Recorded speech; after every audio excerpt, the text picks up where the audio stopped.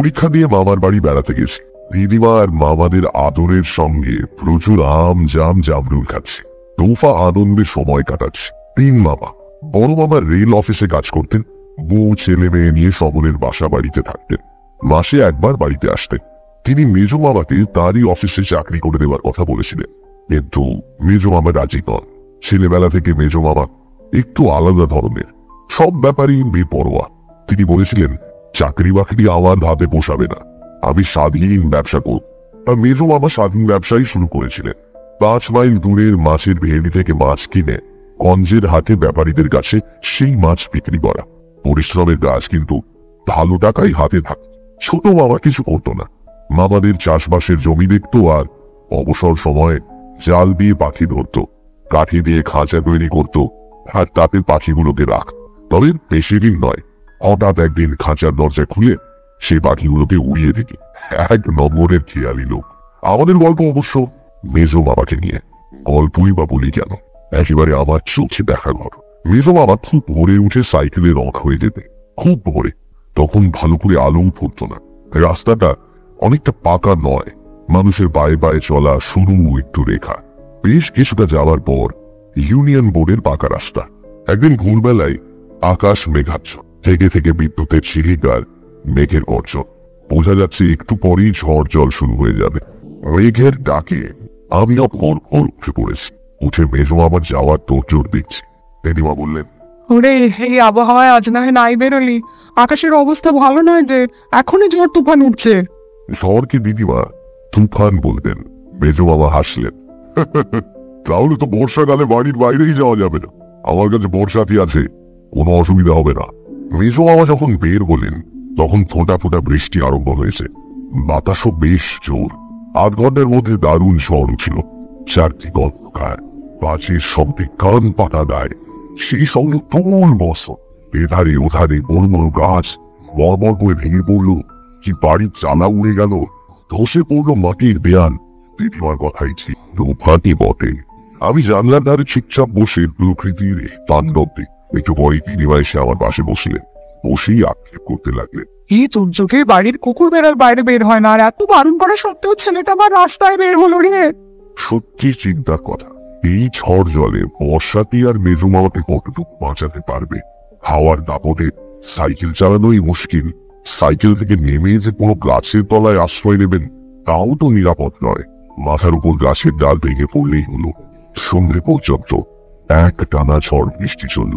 দিনুয়া খাওয়া দাওয়া ছেড়ে বিছানা নিলেন, আর তারপর মেজো মামার নাম করে অজোরে কাঁদ। ওরে, তুই আমার কথা শুনলি না, তুই চলে গেলি, তুই আমার কথাটা শুনলি না কেন রে? সেই মেজো মামা ফিরলেন রাত 8টা নাগাদ। সাইকেল নেই, হেঁটেই এসেছেন। হাঁটু পর্যন্ত কাদা, পরনের জামা কাপড় ছিন্ন ভিন্ন। ওর সাথে কোনো খোঁজ নেই। দিমা মেজো মামাকে চাপতে ধরলেন, সত্যিই ছাড়বেন না। আর শুধু কি চাপতে ধরা, ভিউ ভিউ করে দাঁড়। আর বাবা, কোথায় ছেলে এতক্ষণ? মেজো মামা বিরক্ত হয়ে বললেন, চাপতে চাপতে আমার ভালো লাগে না। মা বলছি কি, আমি বলছি নিজের চালায়। আমি জিজ্ঞাসা করলাম, মেজো মামা তোমার সাইকেল? বটগাছ চাপা পড়ে খন্ড বিখন্ড হয়ে গেছে। বটগাছ? হ্যাঁ, ওই কাঞ্চনতলার কাছে দারুণ ঝড় উঠল। বটগাছের ডাল মরমর করে ভেঙে পড়লো আমার উপর।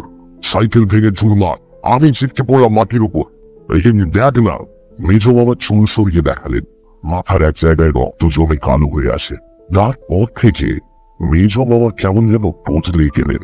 মাছের ব্যবসা বন্ধ, সারাটা দিন ঘুমিয়ে কাটাতেন, রাতে বেরিয়ে যেতেন।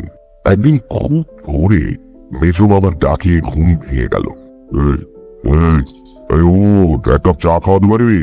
এই ঘরের কোণে স্টোভ ছিল, তাকের উপর চা, চিনি, কাপডিশ। আগে আগে ভোরে বের হবার সময় মেজো মামা নিজেই চা করে খেতেন। ঘুম জড়ানো গলায় বললাম, তুমি নিজে করে খাও না। মেজো মামা যেন ভয় পেয়ে গেলেন। না, আমি আগুনের কাছে যেতে পারবো না, আমার ভয় করে। ভয় করে কথাটা মেজো মামার মুখে নতুন সুর। মেজো মামা চিরকাল দুর্দান্ত লোক, দারুণ সাহস। সেই দুর্ঘটনার পর থেকে মেজো মামা যেন পুকুরে গেছেন, কারোর সঙ্গে ভালো করে কথা। কেউ ডাক্তার এলে বলে দেন, মরার বাড়িতে। আরো আশ্চর্যের কাণ্ড, মাথার একদিকে রক্ত জমে থাকাটা একই রকম রয়ে গেল। পত্র মালিক কিছুতেই কিছু হলো না। অগত্যা উঠে চা তৈরি করে দিলাম, নিজেও খেলাম এক কাপ। আর এক রাতে এমন এক ব্যাপার ঘটলো, তাতে একটু ভয় পেয়ে গেলাম। কদিন গুমট গরম পড়েছে, হাত পাখা নেড়ে নেড়ে পরিশ্রান্ত হয়ে পড়েছি, কিছুতেই ঘুম আসছে না। বিছানায় এপাশ ওপাশ করছি, নীল কষ্টে যাও বা একটু ঘুম এলো, সেটা পেঁচার কর্কশ আওয়াজে ভেঙে গেল। ভয় পেয়ে উঠে বসলাম। জানলা দিয়ে ঘরের মধ্যে চাঁদের আলো এসে পড়েছে, কোথাও একটু অন্ধকার নেই। মেজো বাবার দিকে চোখ ফিরিয়েই চমকে উঠলাম। আমার বাবার বাড়ির সবাই বেশ বেটে, মেজো বাবা আবার সবচেয়ে বেটে। সেই মেজো বাবাকে দেখলাম, বিরাট চেহারা, দেহ খাটের বাইরে গিয়ে পড়েছে। কিন্তু চোখ রগড়ে নিয়ে আবার দেখলাম একই দৃশ্য। ঘাট থেকে নেমে পালাবার চেষ্টা করতে দৃশ্য বদলে গেল। মেজো বাবা যেন নিজের সাইজে গিয়ে এলেন। ওকে বোঝালাম, ও ঘুম চোখে নিশ্চয়ই ভুল লেগেছে, না হলে এমন ব্যাপার হতে পারে নাকি। এ কথা কাউকে কোনোদিন বলিনি, জানি কেউ বিশ্বাস করবেন না। কিন্তু এরপর যা ঘটল, রাতে আমি রীতিমতো ঘাবড়ে গেলাম। এক রাতে হঠাৎ ঘুম ভেঙে দেখি মেজো মামার বিছানায় নেই। ভাবলাম প্রাকৃতিক প্রয়োজনে বাইরে গেছে, এখনই ফিরবেন। কিন্তু অনেকক্ষণ কেটে গেল, মেজো মামা ফিরলেন না। উঠে পড়লাম, জানলা দিয়ে বাইরে চোখ ফিরিয়ে বুকের রক্ত হয়ে গেল। মেজো মামা রোয়াকে বসে আছে, জানলার দিকে পেছন ফিরে। একটু দূরে গোটা কয়েক গাছ পার হয়ে একটা জাম গাছে ছোট মামা জাল বেঁধে রেখেছে পাখি ধরবার জন্য। জালের এক জায়গায় ফুটো ছিল, ছোট মামা বোধ হয় লক্ষ্যই করেনি। সেই ফুটো দিয়ে আটকে থাকা পাখিগুলো হলুদ হলুদ করে বেরিয়ে যাচ্ছে। মেজো মামা বসে বসেই হাত বাড়ালেন। কি বিরাট হাত! রোয়াক থেকে জাম গাছটার দূরত্ব কষ্টকে স্পষ্ট হবেই। হাত সোজা গাছের উপর চলে গেল, যেখানে জালের মেজো বাবা আঙুল দিয়ে জালে দিলেন গাছের পালানো পঙ্খগুলো। আমি বুকের উপর হাত চেপেও স্বপ্ন বন্ধ করতে পারি। মনে হলো আমি অজ্ঞান হয়ে যাব। কখন ঘুরিয়ে পড়েছি জানি না। ভোরে উঠে দেখি মেজো মামা খাটে শুয়ে অঘরে ঘুমোচ্ছে। আশ্চর্য, দরজা ভেতর থেকে বন্ধ। কাল রাতে মেজো মামা যখন রোয়াকে বসে, তখন লক্ষ্য করেছি দরজায়। তাহলে মেজো মামা বাইরে গেলেন কি করে? অনেক দরজা দিয়ে ঘরের মধ্যেই বা কি করে ঢুকলেন? ঠিক করে ফেললাম, আর মামার বাড়ি নয়, কোনো একটা অশিলায় বাড়ি পালাম। দুপুরবেলা কিন্তু মত বদলে গেল। ছোট মামা জালে আটকানো পাখিগুলো নিয়ে খাঁচায় পড়ছিল, আমি তাই বসে বসে দেখছি। মেজো মামাও বসেছিলেন। বেশিরভাগই ওই নুনিয়া আর টুনটুনি পাখি। একটা শুধু বড় আকারের টিয়া, গাঢ় সবুজ রং, লাল চোখ, কিছুতেই ধরা দেবে না। ছোট মামার হাতে ঠুকরে রক্ত বের করে দিল। আমি তো তখন দেখছিলামই, আরো একটা জিনিস লক্ষ্য করছিলাম। আর চোখে দেখছিলাম উঠোনে মেজো মামার ছায়া পড়েছে কিনা, আর তার পায়ের আঙুলগুলো উল্টো দিকে কিনা। দেখে হাঁপ ছেড়ে উঠোনের উপর মেজো মামার রীতিমতো ছায়া পড়েছে, আর তার পায়ের আঙুলগুলো একেবারে স্বাভাবিক। তার মানে রাতে নিশ্চয়ই আমি পিটকুটে স্বপ্ন দেখেছি। ওই পেট গরম হলে যা হয়, পেট ঠান্ডা করার জন্য রোজ সকালে একটা করে ডাব খেতে হবে, আর তার সঙ্গে বাড়ি ফিরে যাওয়ার বিপদও আছে। এখানে তো দিব্যি হেসে খেলে বেড়াচ্ছে, আর ওখানে বাবা রোজ 5 পাতা হাতের লেখা আর 10টা অঙ্ক কষাবে। বেশ কিছুদিন অলৌকিক কিছু চোখে পড়ল না। বুঝতে পারলাম নিজের ভয়ের বিকৃত রূপটাই আমি দেখেছি। মেজো মামা যে মাছের ব্যবসা ছেড়ে দিয়েছেন, তাতে দিদিমা খুব খুশি, তার দুশ্চিন্তার অবসান হয়েছে। কিন্তু আমি ভাবি, মেজো মামা চলবে কি করে? একদিন জিজ্ঞাসাই করে ফেললাম, হ্যাঁ মেজো মামা, এই তুমি যে মাছের ব্যবসা ছেড়ে দিলে, কি হবে? মেজো মামা চুল আঁচড়াচ্ছিলেন, ফিরে বললেন, কেন, তোমার অসুবিধাটা কি হচ্ছে? মুশকিলে পড়ে গেলাম। সামনে গিয়ে বললাম, না অসুবিধা আর কি, আগে তুমি মাঝে মাঝে বড় বড় মাছ আনতে। আমাকে থামিয়ে দিয়ে মেজো মামা বললেন, ও এই কথা, তোকে আজই বড় মাছ খাওয়াচ্ছি। মেজো মামা বেরিয়ে গেলেন, আর ফিরলেন হাতে একটা প্রকাণ্ড রুই মাছ নিয়ে। আমি তো অবাক। আচ্ছা মেজো মামা, এর মধ্যে এত বড় মাছ পেলে কোথায়? মেজো মামা হাসলেন, একজন জেলের সঙ্গে দেখা হয়ে গেল, মাছের ঝুড়ি নিয়ে হাটে যাচ্ছিল, আমার তো সবাই চেনা, বলতেই দিয়ে দিল। দিদিমার আনন্দ আর ধরে না, বটি নিয়ে এসেই মাছ উঠতে বসলেন। আমি কাছে দাঁড়িয়ে রইলাম। রোজ ছাই রঙা একটা উটকো বেড়াল এই বাড়িতে আসতো খাবারের সন্ধানে। সেদিনও সে এসে হাজির। পটির পাশে আশের স্তূপ। বিড়ালটা এগিয়ে এসে আশে মুখ দিয়ে বিকট স্বরে ম্যাও করে উঠল। অস্বাভাবিক স্বর। কেউ যেন তার গলাকে ভিতরে সে। তারপর ল্যাজটা খাড়া করে সোজা পাঁচিলের উপরে গিয়ে উঠল। দিদিমাও ব্যাপারটা লক্ষ্য করছিলেন। তিনি বললেন, বিড়ালটা কি হলো বলতো? ওভাবে চেঁচে উঠলো কেন? মানে কাটা ফুটলো নাকি? কিন্তু আমি স্পষ্ট দেখেছি বিড়ালটা একটা আঁশও মুখে তোলেনি। খাওয়া তো দূরের কথা, কেবল শুনতে ওই রকম চিৎকার করে উঠল। ওটা ব্যাপারটা কেন যেন অদ্ভুত মনে হয়েছিল। এমনকি দিদিমা যখন একটা কলা পাতায় বড় মাছের টুকরো ভেঙে আমায় খেতে ডাকলেন, তখন একটু ইতস্ততই করেছিলাম। তারপর মনে সাহস এনে মাছের টুকরো মুখে দিয়ে আশ্বস্ত হয়েছিলাম, না, কোনো গোলমেলে ব্যাপার নেই, ঠিক বেশ সুস্বাদু মাছ। কত অল্পেতে আমরা ভয় পেয়ে যাই। বিড়ালটার ওভাবে চিৎকার করে ওঠার হাজার কারণ থাকতে পারে, তবে সেদিন থেকে বিড়ালটাকে আর ধারে কাছে দেখতে পেলাম না। বোধহয় অন্য কোনো বাড়িতে আস্তানা গেড়েছে। এতদিন কথাটা দিদিমা কিংবা ছোট মামাকে বলিনি, কারণ প্রথমত সব ব্যাপারটা নিজেই ঠিক বিশ্বাস করে উঠতে পারিনি। হয়তো আমারই চোখের ভুল, কিংবা ভয়ের ছায়াটা রূপ ধরে আমার সামনে এসে দাঁড়িয়েছিল। দ্বিতীয়ত, প্রয়োজন হলে এই অলৌকিক কাণ্ড যে কাউকে দেখাতে পারবো এমন সম্ভাবনাও কম। তাছাড়া দিদিমাকে নিজের ছেলে সম্বন্ধে কি করে এসব কথা বলি?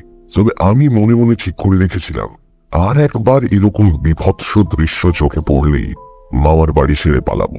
এখানে আদর যত্নের লোভে তো আর বেঘরে প্রাণ দিতে পারি না।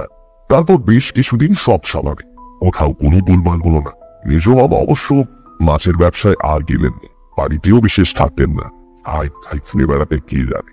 দিদিমা জিজ্ঞাসা করলে বলতেন, একটা কিছু করবার চেষ্টায় আছি, কতদিন আর চুপচাপ বসে থাকবো। তারপরই অঘটন ঘটল।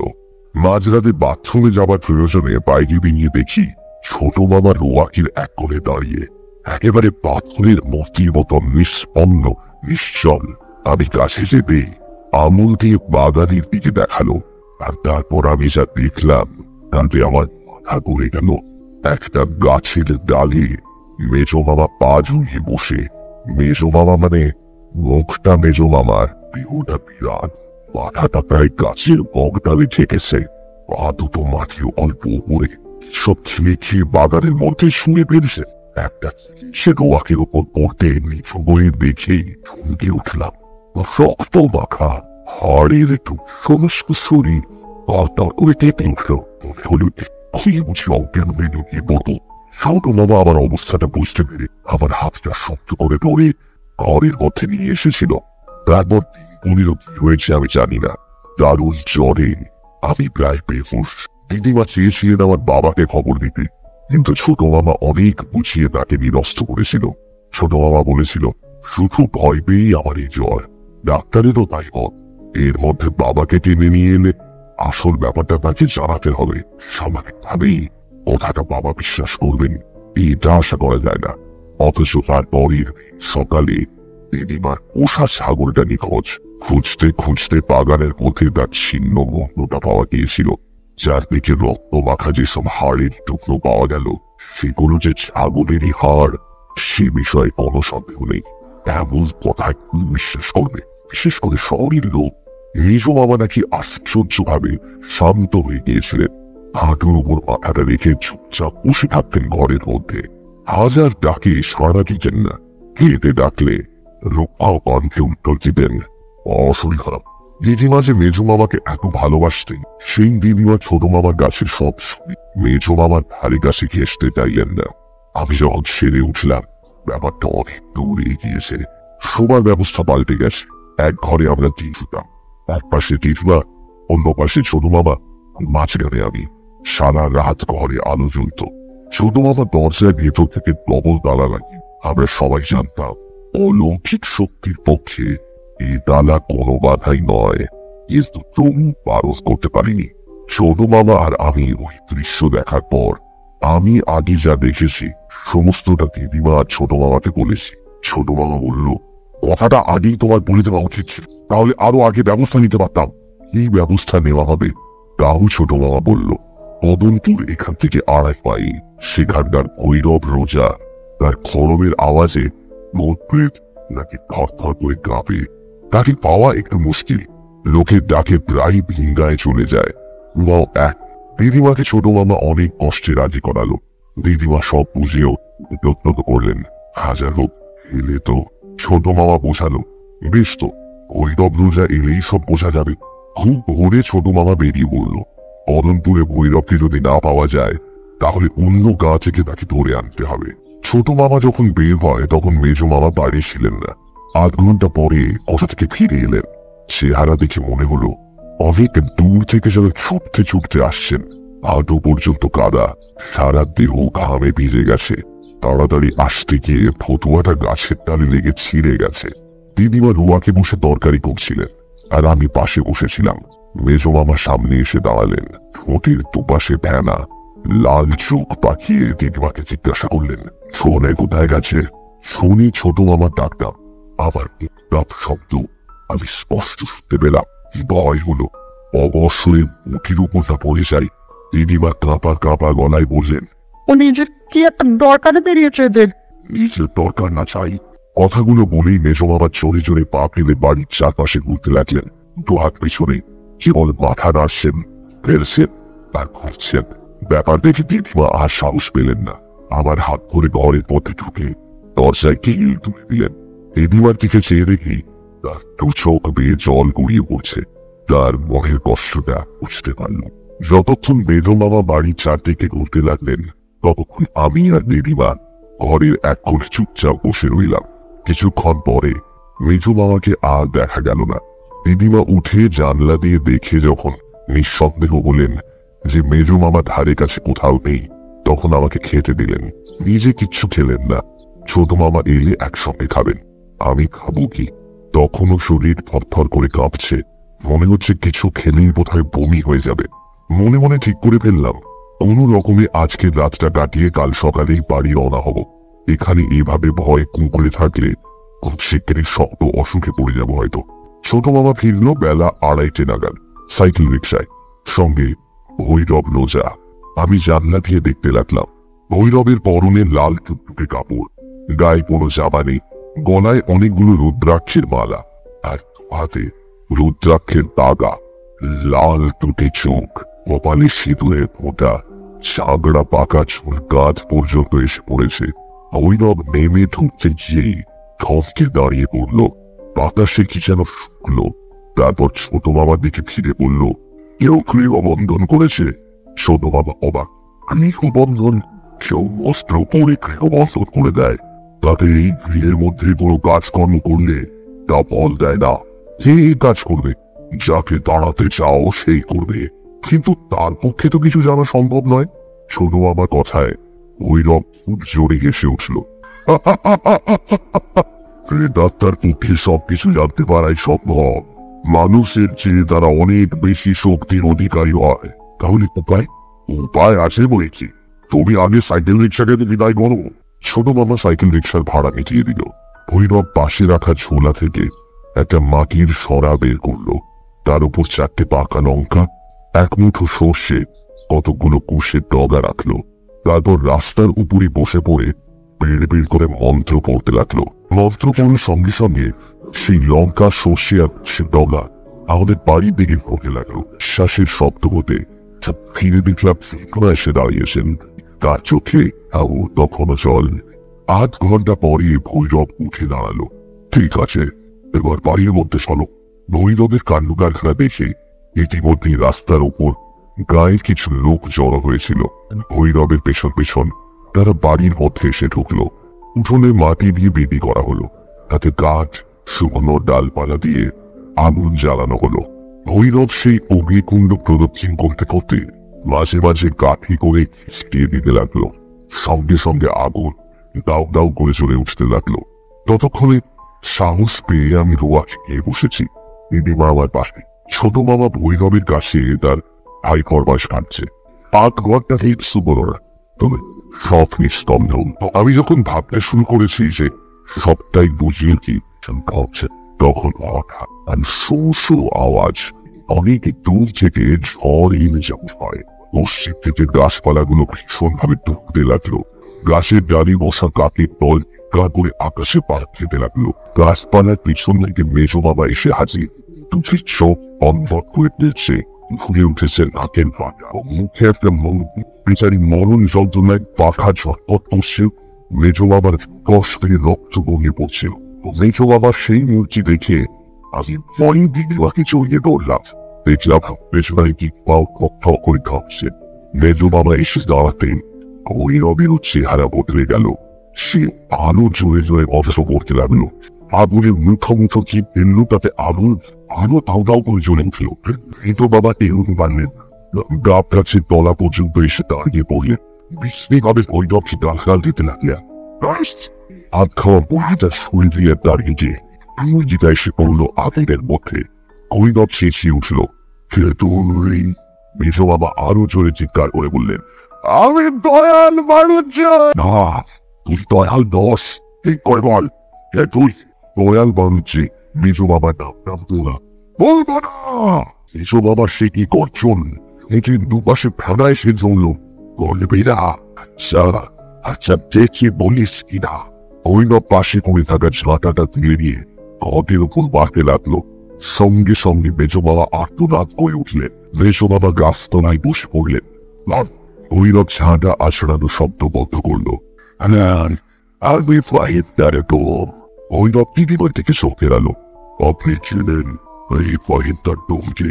দিদিমা একটু ভেবে নিয়ে বললেন, মেজ বাবা আর বলবো না, মহিন্দারই বলি। মহিন্দা সব চুপচাপ শুনলো। দিদিমার কথা শেষ হতে বলল, মাথাগুলো ঠিক হয়েছেন। শিবে আমার মাথায় লাঠি মেরেছিল। শিবে আমি এর শোধ নিয়েছি। আর শিবের গোষ্ঠীর ঘাড় মোটকে অপকারে ফেলে দিয়েছি। ওর বংশে বাতি দিতে আর কেউ নেই। তুই দয়ালের দেহে নিচ করে সেদিন খুব ঝড়ঝড়ের সময় দয়াল সাইকেলে চেপে বট গাছে ফলা দিয়ে যাচ্ছিল। ওইটাই আমার রাস্তা না। হঠাৎ মোটা একটা ডাল বেগে পড়ল দয়ালের মাথার উপর। দয়াল তার সাইকেল ছিঁড়েছে। আমি দেখলাম এমন সুযোগ আর পাবো না। অমাবস্যায় বামুনের মোড়া অনেক বছর দেহহীন হয়ে ঘুরে বেড়াচ্ছি। দিকে বললাম, তোকে ছাড়তে হবে। কৈরব করলো, মাথা খারাপ, আমি ছাড়বো না। তবে রে, আমার মাটির উপর সাঁতার আসলাম। মাটির উপর পড়াগুলি নিয়ে মহিন্দার যন্ত্রণায় কাঁপাতে লাগলো। একটু পরে বলিও, যাবো। কি করে বুঝবো তুই গেছিস? ওই রক্তি গতিতে উঠোনের এক পাশে মরচে ধরা একটা পর্দা পড়েছে। সেদিকে আঙুল দেখিয়ে বৈরব করলো, ওটা তাতে করে ধরে দিয়ে যেতে হবে। আর একটা কথা, মালা থেকে 50 মাইল দূরে চলে যেতে হবে। ঠিক আছে, সন্দীপুরের শ্মশানে আত্মানা বাঁধবো। এদিকে আর আসবো না।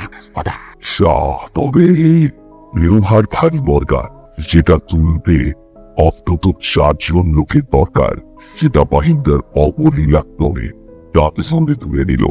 আবার সেই ছোড়ো হাওয়া গাছপালার মধ্যে দিয়ে বর্গা নদীতে কোথায় অদৃশ্য হয়ে গেল। এদিকে নজর করতে দেখলাম মেজ বাবার প্রাণ দেহটা গাব গাছতলায় পড়ে আছে। দেহ থেকে পচা গন্ধ বের হচ্ছে। চেষ্টা করলো এখনই দেহটা সৎকারের ব্যবস্থা করবো। অনেক দিনের বাসি করা তুম করে একটা শব্দ। দিদিমা অজ্ঞান হয়ে রোহাকের উপর ঢলে পড়লেন। এসব অনেক দিনের কথা। দিদিমা কবেই মারা গেছে, বাবারাও কেউ বেঁচে নেই। বাবা তো ভাই বোনেরা কে কোথায় শিখছে করেছে খবর রাখি। আমারও বেশ বয়স হয়েছে, কিন্তু চোখের সামনে দেখা সবকিছু অস্বীকার বা করেছি করে।